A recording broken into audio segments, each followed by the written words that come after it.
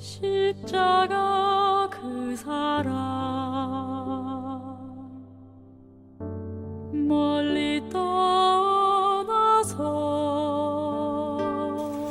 누군가가 자신을 환영해 준다. 이건 정말 신나는 일이고 기쁜 일이에요. 멋진 일이고요.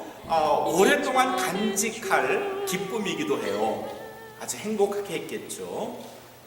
예수님이 그런 경험을 하신 날이에요. 그래서 우리는 이 날을 종려주일 그렇게 말해요. 예수님이 예루살렘 백성들에게 환영을 받으시고 존중을 받으시고 그래서 예루살렘 성으로 입성하신 날이에요. 오늘 말씀의 제목이 뭔가 하면, 설교 제목이 뭔가 하면 십자가에 어떻게? 양면을 하십니까? 양면이 뭘까요? 두 면이에요. 십자가의 앞면과 뒷면. 십자가에 앞면 있고 뒷면 있죠? 맞아요? 십자가는 두 개의 나무로 되어 있어요. 이렇게 종으로 세워진 나무가 있고 횡으로 세워진 두 개의 나무로 만들어져 있는데, 그걸 아는데 십자가의 앞면과 뒷면이 있다는 사실을 생각해 보셨어요?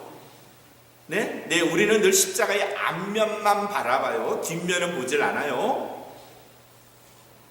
오늘 우리는 십자가의 앞면, 우리가 늘 바라보는 그 십자가의 앞면, 프론트 사이드를 한번 생각해 보려고 해요. 예수님이 예루살렘 성에 들어오시면서 환영을 받으셨어요. 십자가의 앞면이 뭘까요? 십자가의 앞면은요, 오늘 우리가 읽었던 마태복음 16장 24절, 25절의 말씀에 기록이 되어 있어요.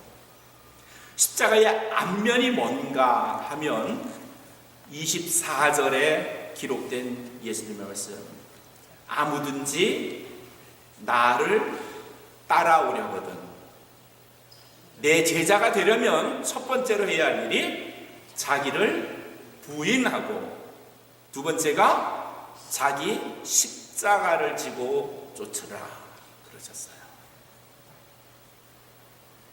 Whoever wanna be my disciple, 누구든지 내 제자가 되기를 원하면 must deny himself, 그 자신을 deny, 부인해야 된다. And take up his cross, 그리고 그의 십자가를 져야 된다. And follow me, 그리고 나를 쫓아라. 이까지만 해도 이게 예수님의 십자가를 쫓으라는 게 좋은 건지 나쁜 건지, 행복한 건지 기쁜 건지, 아니면 힘들고 어려운 건지를 잘 몰라요. 근데 그 앞에, 오늘 본문 24절 앞에 21절 말씀을, 여기는 물론 없고 여러분이 가지고 계신 성경을 보셔야 될 거예요. 21절에 예수님께서 제자들에게 뭐라고 말씀하셨는가 하면, 내가 이제 예루살렘에 갈 거야. 예루살렘에 올라가면 거기서 장로들과 대제사장들과 서기관들이 나를 몹시 힘들게 할 거야. 내게 고통을 줄 거고, 그리고 마침내 나는 죽을 거야. 그렇게 말씀하셨어요. 그렇게 제자들에게 말씀하셨어요. 그러면서 24절로 연결되는 그 다음의 말씀은, 누구든지 내 제자가 되기를 원한다면, 나를 따르기를 원한다면 자기를 부인하고 자기 십자가를 지고 나를 따르라. 자, 21절과 24절을 연결하면 십자가의 앞면이 이제 조금 보여요. 십자가의 앞면이 뭘까요? 앞면이 뭘까요? 네, 그건 고통당하는 거고 죽음 당하는 거예요. 예수님의 제자들은 그리스도께서 예루살렘 성에 들어가시면서 열렬한 환호, 그야말로 예루살렘 백성들이 전부 나와서 옷을 깔고 호산나 찬송하리로다, 주의 이름으로 오시는 이여, 이러니까 대단하고, 이게 예수님이 가시는 길이구나, 이게 우리가 갈 길이구나 생각을 했었을 텐데, 아니에요. 그렇게 잠깐 동안 환영받는 게 예수님이 정말 가셔야 했던 길이 아니었고요. 그 길을 향하여 제자들 보고 너희가 내 제자가 되려면 자기를 부인하고 나를 쫓아라. 그러면서 보여줬던 그 종려나무 흔드는 그 길은 아니었어요. 근데 오늘 참 많은 크리스찬들이 예수님이 입성하신 예루살렘에서의 호산나 길, 그 종려나무 길, 그게 그리스도를 쫓는 길 전부인 것처럼 생각을 하고 쫓는다면 실망이 무지 클 거예요. 그리고 가다 중도에 포기할 수 있을 거고요. 딴만 품는 사람 아주 많을 겁니다. 십자가에는 두 개의 면이 있어요. 앞면과 뒷면이 있고, 오늘 종려주일에는 우리 앞면을 생각할 거예요. 근데 그 길을 예수님께서 마태복음 16장 21절에서 미리 우리에게 말씀하셨는데, 내가 예루살렘에 올라가서 장로와 대제사장과 서기관들에게 고난을 당한 후에 죽을 거야 한 그 말씀에서 십자가의 앞면이 보여져요.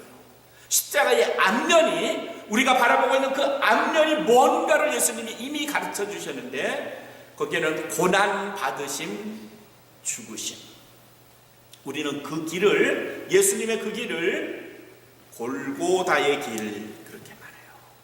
예수님이 정말 제자들에게 보여주셨던 길은 잠깐 환영을 받으셨던 종려나무의 그 길이 아니라 골고다의 길이었고요. 혹시 제자들은 착각할까봐 예수님이 마음 졸이셨을 것 같아요. 얘네들이 나를 쫓아오는 길이 환영받고 접대받고 인정받는, 존중받는 그런 길 아니야? 이렇게 생각할까봐 예수님이 어쩌면 답답하셨을 것 같은데, 그 예수님의 예견이 맞죠. 예수님이 십자가의 길을 갈 때 그 길을 쫓아오는 사람이 아무도 없었어요.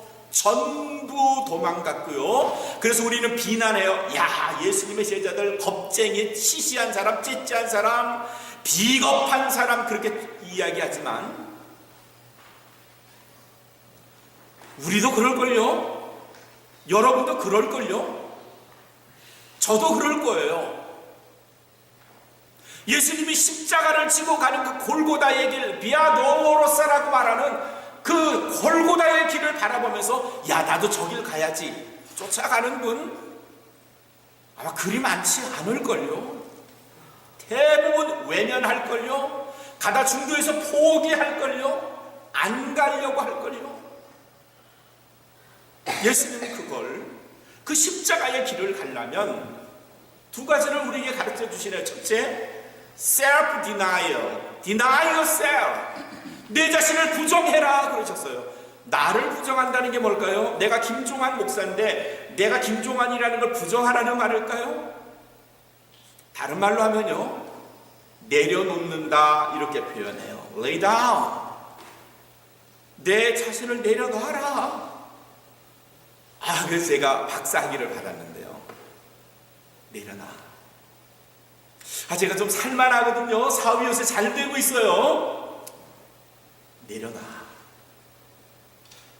제가 어디 가면 사람들이 알아보고 사인해달라고 하죠. 내려놔. 내려놔. 내려놓으라니까. 그거 들고 내려놓지 않고 내가 간 길을 내가 쫓아오겠다고? 누가복음 18장에 한 부자 관원이 있었어요. 부자였어요. 관원이라고 하니까 그가 족보로 봐도 그의 가문이 상당히 사람들에게 인정을 받는 가문이었고요. 배운 건 많고요. 유명인세, 셀러브리티죠. 당대의 많은 사람들이 그를 알아봤고요. 신앙심 아주 좋았던 사람이고요. 뭐 하나 부족한 게 없네요. 근데 그가 어느 날 예수님을 찾아왔어요. 예수님, 당신은 나사렛 예수입니까? 네, 제가 그렇습니다. 제가 말이죠, 열심히 신앙생활도 하죠. 저희 집에 부자고요. 우리 가족 화목하고요. 애들도 잘 됐고요. 제 아내는 현모양처고요. 뭐 제가 어디 가도 사람들이 다 알아보고요. 돈도 제법 많습니다. 근데 제가 어떻게 하면 하늘나라 갈 수 있겠죠? 천국에 어떻게 하면 가죠? 예수님께서 그 사람에게 뭐라고 했을까요? 그래도 오지. 그래도 네가 다 가지고 있다고 해도 여전히 부족한 한 가지가 있네. 부족한 한 가지가 있어. 그게 뭘까요? 제게 뭐가 부족하죠? 내게 부족한 한 가지가 있는데, 내가 그렇게 자랑하는 너의 재산, 그 재산을 가난한 사람들에게 나눠줘라. 누가복음 18장 22절에서 예수님은 내가 자랑하는 것을 가난한 사람에게 나누어 주어라. 이걸 오늘 말씀으로 바꾸면요, 너 자신을 부정해라. 내려놔라. 그러면 하늘의 보화가 내게 있을 거고, 그 후에 follow me, 나를 쫓아라. 예수님 그러셨어요. 이 부자가는이 가장 자랑하는 자기의 물질, 써도 여전히 넘쳐나는 자기의 물질, 부족한 게 없다고 생각을 했는데 예수님은 그게 부족한 거예요. 그게 부족한 거예요. 그리고 내 자신을 내려놔라. 너의 부유함을 내려놔라. 그걸 가난한 사람에게 나누고, 그런 후에 나를 쫓아라. 그러셨어요. 너희가 내 제자가 되길 원하니? 너희가 나를 따라오기를 원하니? 너의 자신을 부인해라. Deny yourself and take up your cross. 내 십자가를 져라. 이 말씀에 이 부자 관원이 쓸쓸히 어둠 속에 사라지고 맙니다. 예수님은 좋은 자기 제자 하나 얻을 기회를 놓친 것 같아요. 그 부자간을 잘 구워 삶아서, 그래, 날 쫓아오면 너 부자 될 거야. 너 더 높은 직위 출세할 거고 네 자손들 잘 거야. 요쯤 말하면 얼마나 좋겠어요. 요렇게 말하면 예수님 제자가 될 뻔했는데 예수님 그렇게 말씀하지 않으셨네요. 좋은 제자 하나 놓치신 건데요. 많은 경우 우리는 이런 일들을 겪습니다. 야, 교회 나오면 넌 진짜 잘 될 거야. 네 사업 잘 되고 네 자녀들 잘 되고 건강해지고 어쩌고 저쩌고, 저기 저 푸른 초원 위에 집을, 그림 같은 집을 짓고 양지 마른 곳에서 놀고 뭐 잘 될 거야. 혹시 이걸 기대하고 혹시 이걸 이야기하면서 야, 너 교회 가자 이렇게 얘기하죠. 그리고 우리도 그런 꿈을 가지고 있고요. 근데 예수님은 너희가 나를 따라오려면, 너희가 내 제자가 되려면 너를 부인해. 너를 내려와. 그렇게 말씀하세요. 이 말씀에 세상 사람들의 반응이 한 서너 가지로 갈립니다. 난 못 내려놔. 그리고 안 쫓아갈 거야. 이런 사람이 있어요. 누가복음 18장에 나오는 이 부자관은 예수님이 내려놓고 나눠주고 그리고 나를 쫓아라 했더니 못 내려놔요. 그리고 안 쫓아가죠. 이러고 그냥 집에 간 사람이 있어요. 많은 사람이 그래서 자기 걸 포기하지 못하고 자기를 부인하지 못하고 그리스도인이 되는 걸 거절하죠. 두 번째 어떤 사람이 있는가 하면요, 순순히 자기의 것을 내려놓고 크리스천이 되는 사람들도 꽤 있어요.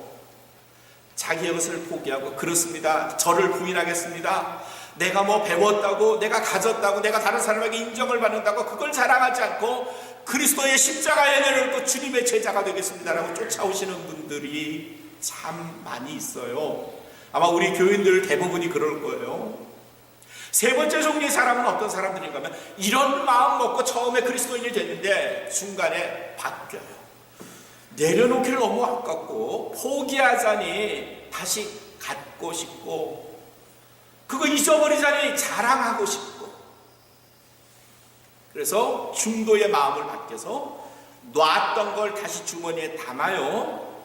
자기 관을 썼던 것을 다시 집어서 머리에 씌우기도 해요. 자신을 자랑하지 않았던 사람들이 어느 날 자기 프라이드로 자신을 자랑하기도 해요. 난 예수님 믿으면서 소박하게 살 거야 했지만 어느새 예수님 믿어 벼락부자 되고 싶어하는 사람들도 있어요. 이런 사람들이 문제가 되죠. 근데 더 심각한 문제를 일으키는 네 번째 유형의 사람들이 있는데, 마치 내려놓은 척은 했지만 정작 안 내려놓고 그리고 예수님을 쫓는다고 말해요. 그리고 신앙 공동체 안에서 내려놓지 못하고 여전히 가지고 있는 자기의 온갖 자랑거리들을 내세우면서 그것이 마치 자신의 모든 걸 대변하는 것처럼 다른 사람들을 세뇌시키고 자랑하고 질서를 무너뜨리고 하나님의 말씀을 가로막고 그리고 복음을 뭉개버리는 거예요. 그러면 그 현상은 신앙 공동체의 와해, 많은 사람들의 상처, 이것들을 주면서 자기는 예수님의 참 제자라고 자신의 정체성도 이해 못하면서 사는 사람들, 내려놨다고 하지만 정작 내려놓은 건 없고요, 온갖 걸 가지고 예수님을 자기 발 아래 놓고 군림하는 사람들이 신앙 공동체 안에 있다면 정말 큰일이에요. 정말 큰일이에요. 내려놓도록 예수님이 우리에게 말씀하셨는데, 자기를 부인하라고 하셨는데 부인하기는커녕 다른 사람들은 부인하고 자신은 자랑하면서 신앙생활한다면 정말 큰일이에요. 4세기까지 많은 크리스천들이 그리스도인이 된다는 건 내가 죽을 수 있다는 것과 거의 동의어였어요. 사도행전에 증인이라는 말이 많이 나와요. 증인. 그 증인의, 한국말 증인의 사도행전이 헬라어로 쓰여 있거든요. 그리스어로 썼는데 그리스어에서의 증인에 해당되는 말이 마르투스라는 단어예요. 마르투스.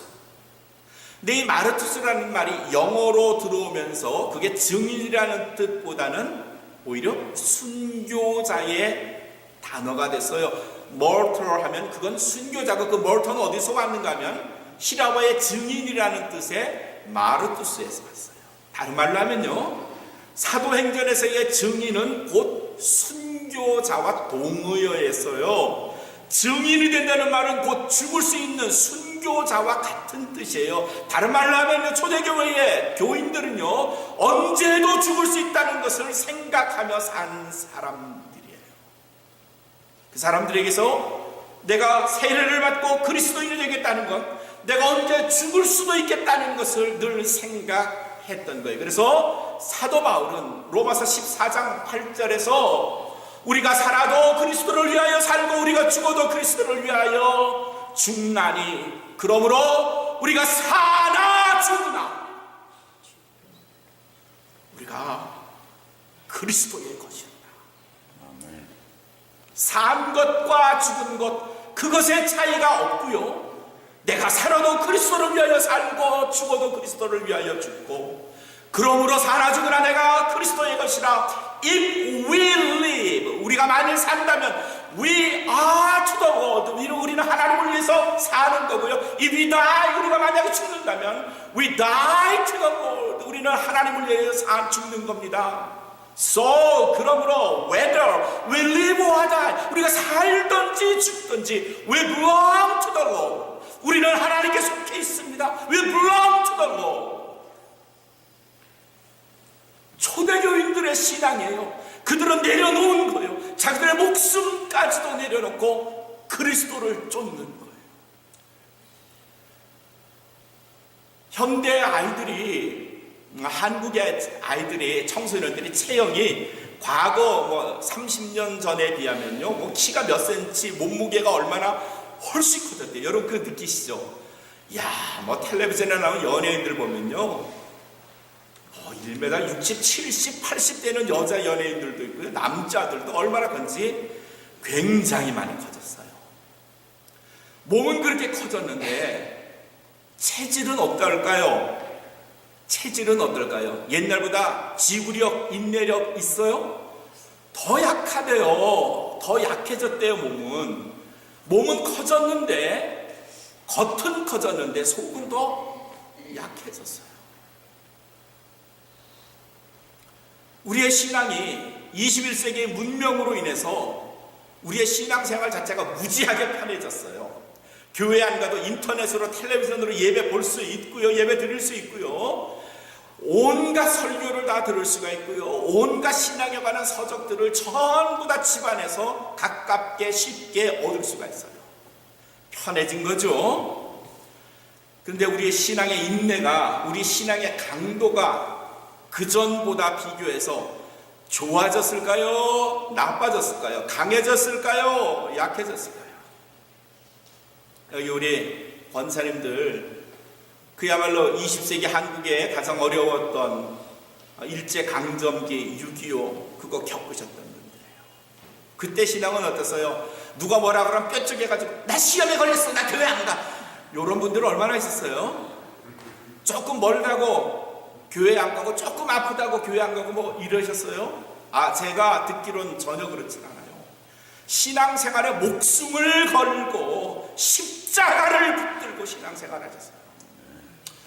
요즘요, 옛날처럼 그렇지 않아요. 저도 초등학교 때 교회를 가려면요, 집에서 1시간을 갔는데 한 30분 걸어야 됐고, 버스를 2번을 갈아탔는데 그놈의 버스는요, 시간도 때도 없어요. 어떨 때 추울 때 30분을 기다려야 겨우 한 대 오는데, 그거 타려면 완전 콩나물 시루 같아가지고 그렇게 교회를 갔어요. 다녔어요. 축을하고 목숨 걸고 교회를 갔는데, 요즘에 그렇게 교회 다녀요? 여러분 그렇게 오셨어요 오늘? 네. 그렇게 오셨어요? 자기가 운전해서 대부분 가요. 쉽게 접근할 수 있고요. 근데 예배에 참여한다든지 신앙생활에 참여하는 강도가 예전에 비하면 현저하게 낮아졌어요. 현저하게 낮아졌어요. 아이들이 몸은 컸는데 그 안에 있는 마음은 한없이 약해진 것 같이 우리의 신앙생활도 편의함 때문에 그럴까요? 너무 신앙적 영양분, 자양분이 많아서일까요? 너무 작은 것에도 쉽게 걸려 넘어지고요, 지쳐하고 힘들어하고 포기하려고 하는 습성들이 우리 안에 무지하게 많아요. 내려놨다고요? 자기를 부인한다고요? 정말 그럴까요? 마음에 하나 안 들면요, 팩 하고 돌아서서 나 시험에 걸려서 나 건드리지 마. 어쩌려고 그래, 어쩌려고. 따우리라고 불리우는 왕밍따우라는 분이 계셨어요. 1900년생이시고요. 그분이 중국에서 엄청난 선교 전도를 하셨어요. 그래서 중국의 많은 분들이 그를 존경했는데 1955년에 반혁명주의자로 그의 부인과 함께 붙잡혔어요. 중국 정부에, 중국 공산당에서는 그 왕명도, 한국말로 왕명도, 왕밍따오라는 목사님을 회유했어요. 근데 회유에 넘어갔겠어요, 이분이? 안 넘어갔어요. 그래서 1955년에 감옥에 갔어요. 부인과 함께 감옥에 갔어요. 물론 다른 유치장에 갇혔겠죠. 한 1년쯤 지나면서 계속 중국 정부가 회유를 했어요. 너 예수를 부인해라. 예수가 없다고만 하면 너 당장 내려. 너 풀어주마. 근데 왕명도 목사님이 무슨 생각을 하는가 하면, 야, 그래, 밖에 나가서 내가 전도하는 게 낫지 여기서 썩을 바에는, 이 생각을 하고 타협을 했어요. 내가 예수가 없다고, 예수는 하나님의 아들이 아니라고 내가 인정하마. 덜컥 거기다 사인을 하고 말하네요. 그리고 풀려났어요. 왕명도 목사님이 자유의 몸이 됐는데, 몸은 자유인데 감옥을 나오는 순간부터 마음속에 부딪히는, 내가 예수님을 3번 부인했던 베드로구나. 몸은 자유인데 마음과 영혼은 옥죄어 오는 자기의 상황을 견딜 수가 없었어요. 그리고 그가 다시 중국 정부를 찾아가서 내가 잠시 눈이 어두워서 내가 잠시 살기 위해서 내가 서명을 했던 그것 무효다. 나는 강력하게 그리고 확실하게 말할 수 있지만 예수는 나의 구세주고 하나님의 아들이심을 나는 더 이상 번복할 수가 없다. 그러니 나를 감옥에 다시 넣어주시오. 자기 발로 감옥에 갔어요. 그리고 그 시로 감옥에 다시 붙들려서 22년 9개월 동안 중국 감옥에서 갇혀 있었어요. 그리고 감옥에서 만난 많은 재소자들을 위해서 기도해주고 그들을 전도해주고요. 자기에게 오는 양식을 빵이나 밥을 모아서 그걸로 성만찬 양식을 만들고 그걸로 감옥에 모인 사람들에게 나누어주면서 이것은 너를 위하는 그리스도의 몸이라, 이것은 너를 위하여 흘리는 그리스도의 피라고 하면서 재소자들에게 세례를 주고 성만찬을 주어줘. 22년 9개월 감옥에서 참담한 생활하면서도 그는 참담하다고 느끼지 않은 것은 그곳에서 재소자들을 만났고 그들을 교화했고 그들에게 그리스도의 사랑을 가르쳐줬고 1991년 상해에서 그가 돌아가시면서 많은 제자들, 많은 그리스도인들이 지켜보는 숨을 가지면서 숨을 거두면서 하셨던 마지막 말씀, 마태복음 7장 13절에 있는 좁은 길로 가세요. 좁은 길로 가세요. Enter through the narrow gate. Enter through the narrow gate. 좁은 길로 가세요. 예수님의 또 다른 표현, 자기를 부인하고 십자가를 지세요. 내려놓으세요. 좁은 길로 가세요. 십자가의 앞면은 어떤 걸까요? 그 길은 어떤 길일까요? 영광의 길, 호산나 찬송하리로다 환영하는 길? 아니고요. 십자가의 길이고요. 무지하게 고난을 받는 거고요. 고통스러운 길이고요. 비아도로사고요. 자기를 부인하고 십자가를 져야 하는 길이고요. 그 길을 가야, 그 좁은 길을 가야, 남들이 가지 않는 그 길을 가야 비로소 골고다 십자가를 만날 수 있다는 거고요. 그러나 불행하게도 그 길은 많은 사람이 안 가는 길이고요. 그 길을 간다고 남이 알아주지도 않고요. 아주 외로운 길이고요. 거칠고 힘든 인내가 필요한 길이고요. 많은 사람이 그 좁은 길 가다가 정신 잃고 좌우로 넘어지고 쓰러지고 떨어지고 하는 그 길이고요.